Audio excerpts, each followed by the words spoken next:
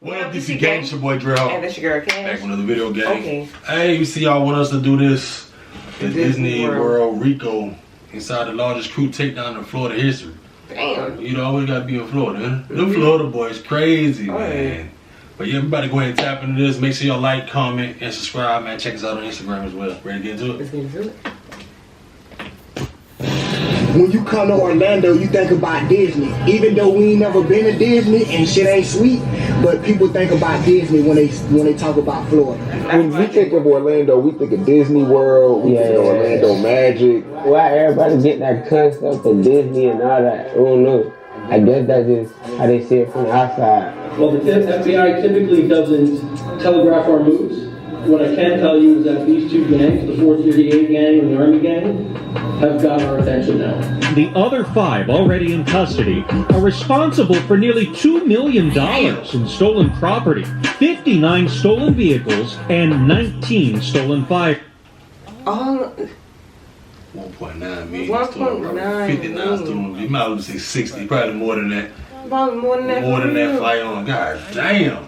The prominent people at the top, just between those 8 people, they're responsible for 230 felony charges. Jaquavius Smith, better known as Glock 9, just him himself has been arrested for 52 felonies. Hi, what is up everybody? It's been far too long. The last episode was in Florida, and for this video, we gotta return there once more. This time to Disney World's Orlando, where folks witnessed one of the largest RICO cases in state history. Operation X take 34 people down from 2 separate crews. To show you what this looks like, the entire Bobby Shmurda and GS9 indictment was 63 pages. This RICO case in Florida is 700 pages long, with the Fed stalking people at concerts and putting informants in place to make controlled phone calls. One side, AFNF, or the Army Gang, is led by the popular rapper Glock 9. The face of the other side, 438, is well-known rapper Hot Boy.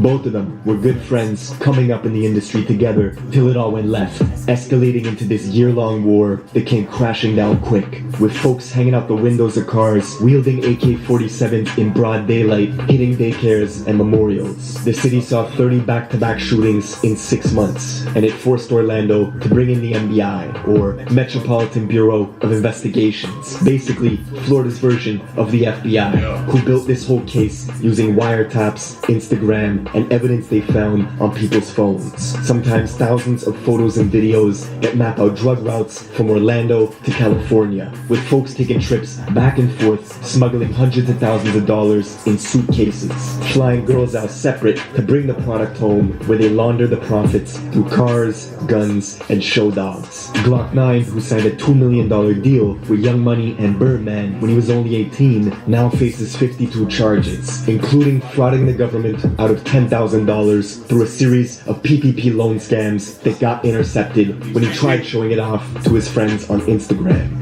And when the news got intercepted, This thing got intercepted by showing it off to his friends on Instagram. Yeah, that's one thing though. Glock 9, one of the ones that really about that action. Okay. There's a lot of them artists out there that we always say you ain't really about that. You ain't really about that that. dude right now though. You rapping what he be talking about, what he be actually doing, that's what I meant to say.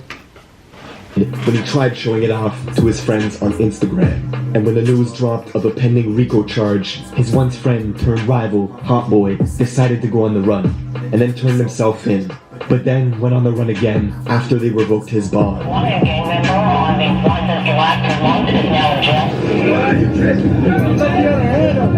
We're getting into all this, but first, check out my song of the day. This is a new one from my guy Millie's. Let's go.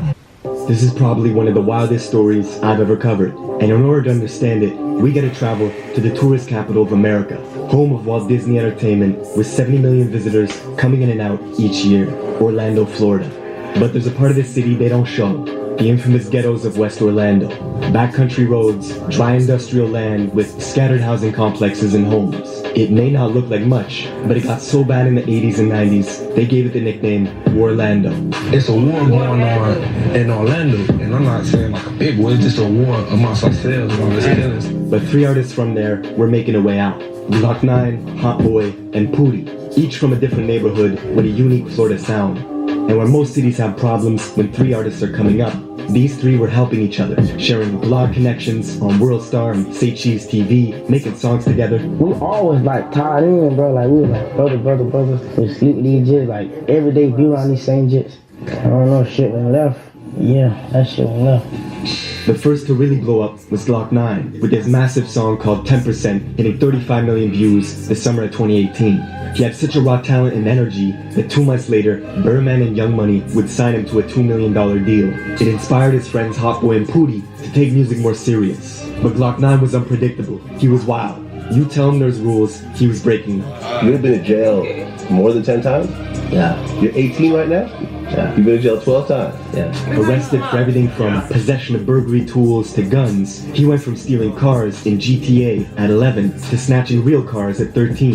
And after signing this $2 million deal with Birdman, Glock 9 was getting picked up twice a year and beating every case thanks to Young Money's private lawyers. He even bragged through text messages about being out on 4 separate bonds at once, thanks to his defense attorney. My family, like, all they know, I get in trouble. I'm a hothead. I'm gonna crash. They don't understand me. They don't get what I was doing it for.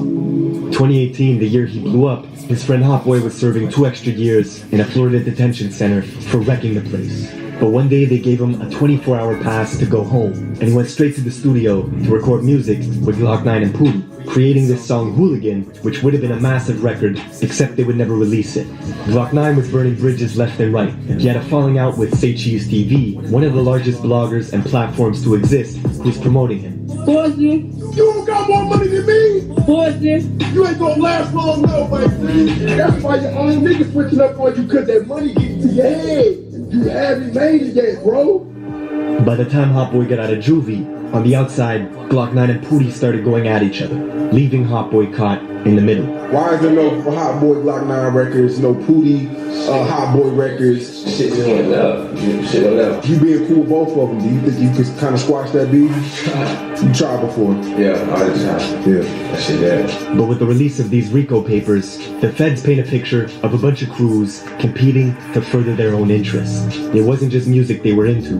It was all sorts of money schemes in the criminal underworld they had hands in. Glock 9 had his own clan, All Friends No Family, or AF&F, who mainly stay in the Mercy Drive area of West Orlando, which they say was built on a cemetery. It has mandated 24/7 police patrols, and AF&F was organizing like a war was about to happen, texting each other gang structures and rules. They had a system where a female associate would legally purchase guns for everybody in the crew who was a convicted felon. And when a Kentucky rapper named 2K Baby came to visit Orlando, AF&F robbed him of his jewelry, taking the grills from his mouth, his money, then went on Instagram Live at the Mercy Drive apartments, challenging his folks to come get it back. This the only way you gonna come in, the only way you gonna pull out. What you gonna do? Let me see where you at. You already putting the brick, the same place this shit happened at. 14 Mercy Drive. Exactly. Hey, my homeboy said he wanted to change that. How much I will spend for it? By October of 2019, the tension with the various crews was rising. Pootie dropped this song, Address It, a freestyle where he was dissing Glock 9, saying they both bleed the same and that it was war. And right around then, the Orlando police began putting in surveillance early. They knew shit was starting to boil over. Equally, the crews knew they were being watched. They even set up counter-surveillance to watch the feds watching them, posting videos to Instagram with middle finger emojis pointed at hidden squad cars in the bushes. And by the time 2020 rolled around, there were agents watching Hot Boy at all his concerts, with officers stalking Instagram feeds as well because they couldn't believe the money people were pulling in. Hot Boy, of course, had a real rap career, making legitimate music money, but the feds were watching him make plays on his cell phone, texting people for t-shirts, which was a code word for 100 pounds of coke that was to be broken up and resold. See, these wiretaps didn't only reveal what the rappers and crews were doing, they went all the way to the source of supply for the gangs in the city, specifically Hot Boy's 438 gang from the Silver Star, Pine Hills area of West Orlando, as the feds wiretapped the most prominent narco trafficker in the city who's doing business with them, an Orlando kingpin who bi-weekly was smuggling bulk US currency to the tune of 200 grand in suitcases and using girls as mules to fly that product back from Cali and resell in Orlando. The feds intercepted texts where they were telling each other to save these messages as a reminder, because they were about to be millionaires. But with the feds monitoring warehouses, dodging lookouts left and right, the beef between Glock 9's side and Pootie and Hot Boy was really about to escalate a few months later in April, at a house party where Glock 9's best friend would shoot Hot Boy's right-hand man, Wolf Luma, killing him. This was Pootie's good friend too. The event brought Hot Boy and Pootie much closer. 11 days after, they had a funeral for Wolf Luma, where Hot Boy filmed this iconic music video at the service with everybody dressed in all black. Later that same day, they all went back to Pootie's neighborhood to hold a vigil for their friend who was killed. But their rivals AFNF found out. Driving over to the memorial in a small, dark SUV, they began shooting into the crowd that was gathered, hitting Pootie and 3 others, killing a pro football prospect who had just signed with Louisville University. Investigators say this was retaliation just for Glock 9's friend getting arrested for the shooting of Wolf Luma. The very next month, 90,000 people tuned in for the live stream of the funeral for this 18-year-old football player who was killed. There was a chilling moment when the bishop quieted the whole room and said, "No suspect has been arrested yet, but folks are sitting here knowing who did it. This has to stop."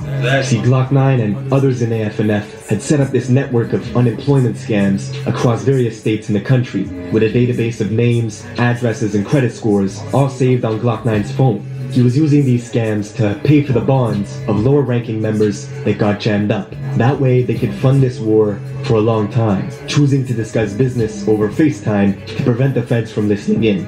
Both the 438 gang and AFNF had hierarchies and subsets. Both of them were competing as the feds watched 438 members boast through text message that they had enough money and guns to do what they wanted, and that made AFNF jealous.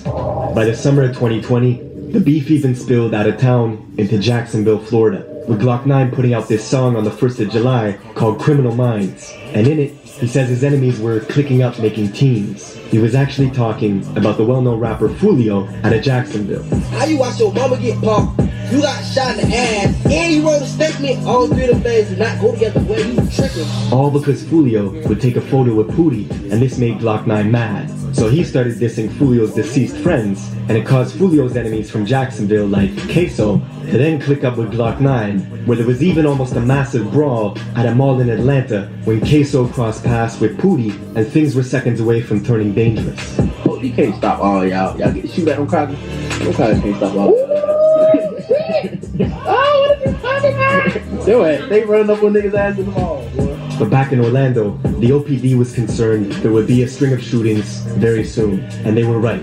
4 days into July, police arrived at a house in West Orlando with reports of gunshots. They found Glock 9's car with dark-tinted windows riddled in bullets, and him nowhere to be found.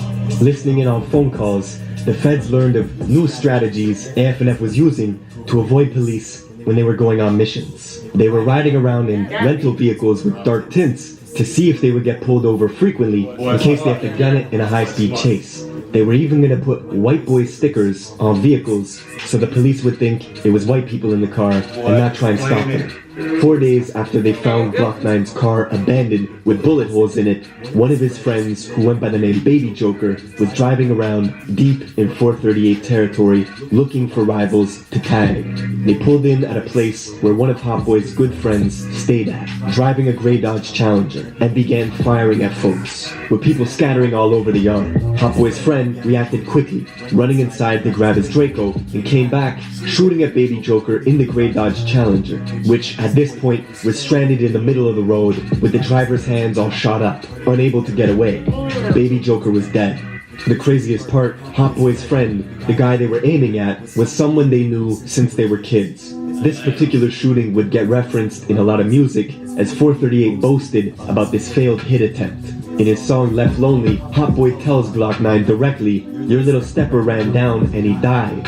Hot Boy was blowing up and doing songs with Lil Baby. He even signed to 100K Management, the same guys who managed King Von and YNW Melly. And there were other artists from the Silver Star 438 region, like Cut and Reese, who was getting quite popular, getting song placements in Madden 2K games. He was even one of the rare artists who was able to get Chief Keef to do a music video with him The feds had theories. Glock 9 was jealous Reese's career was taking off. One day, Glock 9 blasted over to Reese's house with rifles and pistols in the car, leaving it riddled with bullets. Witnesses told detectives Glock 9 was trying to eliminate the competition. And the very next day, Reese would retaliate back, going with 5 other 438 members to Glock's aunt's house where he was sleeping at, and they left her house riddled in bullets as well. This particular feud was crazy as the police counted 5 different attempts where Glock 9 tried to take Reese's life in a matter of months, including a time where Reese was filming a music video in his purple Hellcat and was being followed by AF&F members who pulled up next to him in traffic and started shooting. Reese shot back and managed to escape, but then crashed into an oncoming vehicle and had to abandon the purple Hellcat with busted up legs. With all this death and violence happening in the city, Orlando finally hit up the Metropolitan Bureau of Investigations for help. They needed 18 different agencies to collaborate, and the tipping point, of course, was the infamous shootout at the Millennium Mall. If you want the city to act, do something where their money is at risk, in a public space with loads of businesses and wealthy people. On October 8th of last year, Orlando's luxury mall of Millennia was a scene of chaos as OPD officers responded to a shooting that broke out in the parking lot. It was 3 against 4, Glock 9 and 3 others versus 3 438 members. On surveillance video, you see the 438 guys leaving the mall, getting into a white BMW, and then rolling the car slowly, with shooters positioned behind the car doors, firing at Glock 9 and his people, who were taking cover behind their own car, with bystanders running everywhere as security rushed to evacuate the mall. And despite a hail of gunfire, nobody actually got hit. But now, the feds were getting more search warrants and surveillance than ever before, confiscating cell phones left and right, where they found people's internet history, how to turn semi-automatic guns into fully automatic guns easily, numerous Google searches on phones, looking up specific shootings that happened in the Central Florida area. Meanwhile, the police were meeting with confidential informants who knew all about the 438 gang, their members, their inner workings, everything. The informants told them of $60,000 hits being placed on people's heads and recommended the police act swiftly because more people were gonna die. And the rest, well, the rest of the story you know now. 34 people from 2 rival crews brought down in Operation X. And before I let you go, people always ask me what beats are in the video. I've listed the fantastic producers in order in the description below. And for the intro beat, I teamed up with Chris Rich to make an exclusive beat pack focused on that dark, ominous sound. The pack is called Rich Stories, and the links for that are in the description. I already know, man. Links in the description. Here's the description. Yes. Hey, boy, them boy crazy in Orlando. Orlando. I said Orlando. Orlando. That's how they say it. You don't go to Orlando, Florida, and just think about DisneyWorld and all happy stuff. Cause stuff actually really be going down there. If you real. You know, that's when I used to go to Orlando, Florida. I only think about Disney or like little fun activities and stuff like dolphins. that. You think of dolphins, things and all SeaWorld type. You ain't know the whole war going on the other side. You know what I'm saying? Like I ain't gonna lie, that's how I used to be thinking for real. Like, ain't that going to Orlando? Them boys make you don't want to go to Florida. Okay. Sheesh. I know something going on in Miami, but I ain't really know about Orlando like that. But everywhere though, yeah, that's true. Everywhere. Yeah. But them boys got it. Them boys they all got it going on down there in Orlando. That was the DisneyWorld RICO. Inside the largest crew takedown in Florida history. That was big. DC gang, get down in the comment section. Y'all know what to do, man. Fill it up. And let us know if y'all from Orlando or not. Put that thing in the comment section down below. Florida, period. Y'all be in there. Hey, get down there. Get down there. Alright. Put a like on this video, man. Subscribe to the channel. Put on the post notice. Follow us on IG. Other than that, man, it's your boy DreadHawk. And this your girl, Kay. Catch y'all on this one. Catch y'all next one.